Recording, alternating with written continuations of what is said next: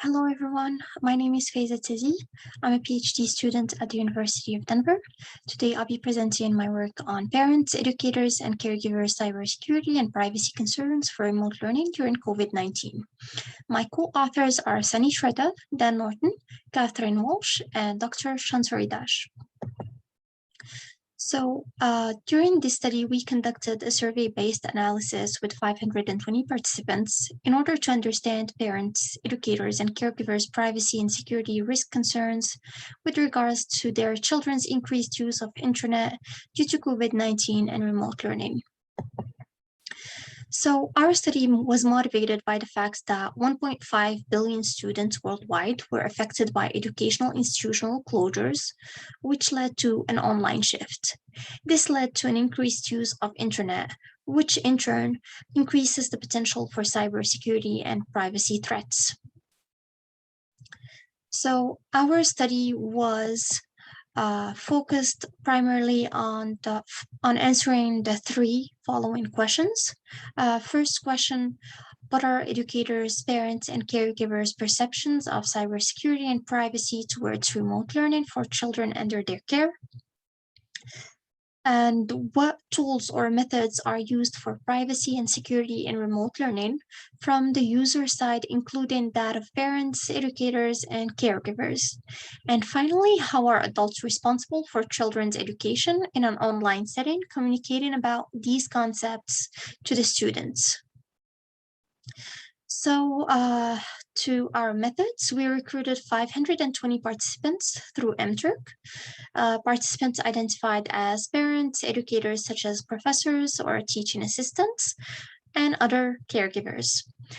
These categories were not mutually exclusive. In fact, a single individual was able to identify as all three categories if they wanted to.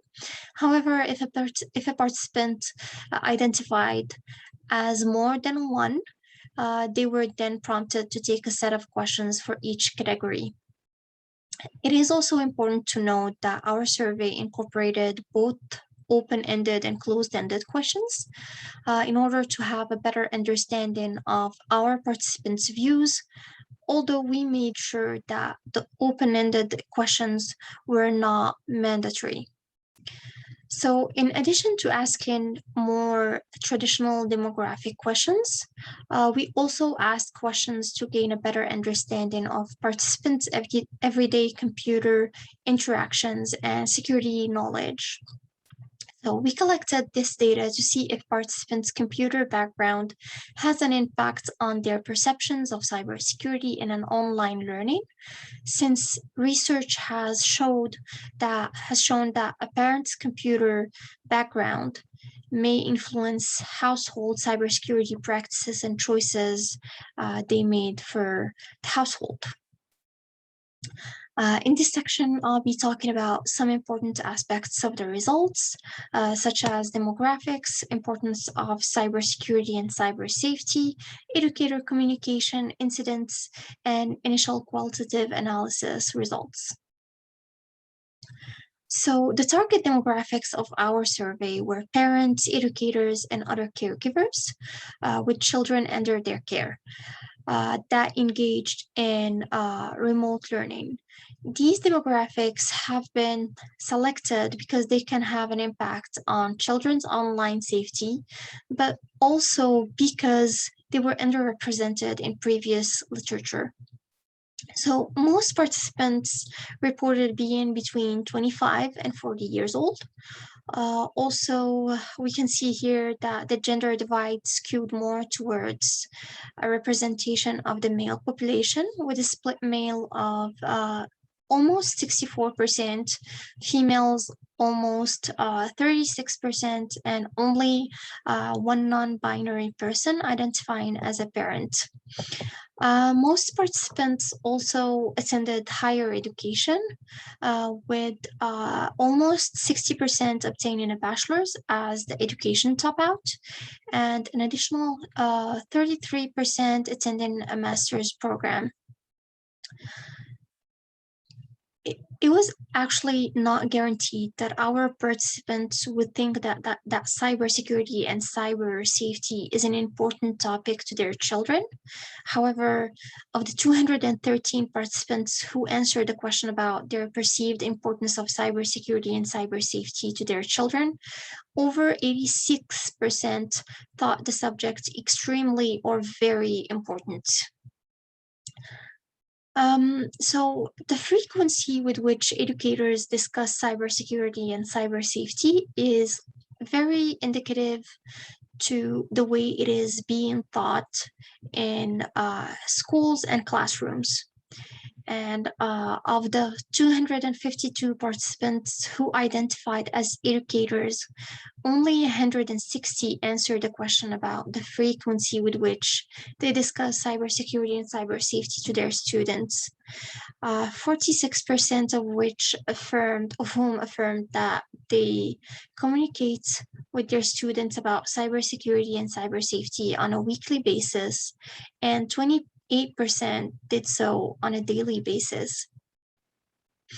So one of the most central questions to the overview of the survey was to obtain information about incidents that have occurred during or because of remote learning. The majority of participants who answered this question affirmed that they experienced some kind of incident, regardless of the category they identified as. While an incident can be broadly interpreted, caregivers reported the highest percentage of incidents at almost 65%, and parents reported the lowest percentage of incidents with almost 45%. So we gave participants several open-ended questions to provide some insights into aspects of remote education that were not specifically covered in the closed-ended questions. We noticed a few recurrent themes, such as detection and avoidance, private information, age-appropriate communication, challenges of remote learning, and as well as challenges with technology. So many participants asserted that the primary message addressed throughout their communication with students is the detection of malicious activity. And some comments were solidly focused on the privacy aspects of students' online activities. So the participants were concerned about the breaches in private information that could be obtained by malicious actors as a result of online activities by the children. And some of these informations included photographs, addresses, phone numbers.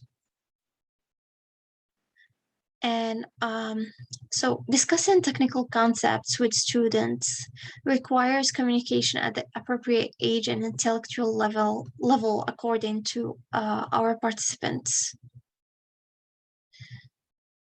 Participants also noted during the open-ended questions the challenges faced by the students in the remote learning setting, including challenges with the technology, and that included outdated devices or internet connectivity, or simply just unavailability of a personal device to the children. The challenges also extended to the tools used to implement the virtual class. Last but not least, educators also describe the challenges of maintaining the attention of the students and supporting the focus needed for remote learning. As a takeaway, we can say that most participants seem aware of the importance of cybersecurity and cyber safety.